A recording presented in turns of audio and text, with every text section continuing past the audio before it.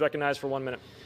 Mr. Speaker, I rise today in opposition of these firearms and background check bills that would not be effective in ending gun violence. Instead, these bills would restrict the Second Amendment rights of law-abiding Americans.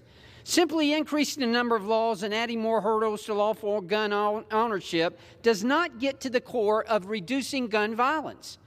These changes to the background check system won't stop criminals from obtaining firearms. Why don't we focus our efforts on smart policies that would actually reduce the number of gun deaths? Last year, more Americans bought more guns than ever. In fact, gun ownership has grown significantly over the last 20 years. But we have also seen our violent crime rate drop over that same period. Rather than going after law-abiding citizens, let's figure out where we can work together to address the real problems here. Let us invest in solving the real policy questions we can answer instead of restricting Americans' freedom. I urge my colleagues to oppose these bills, and I yield back.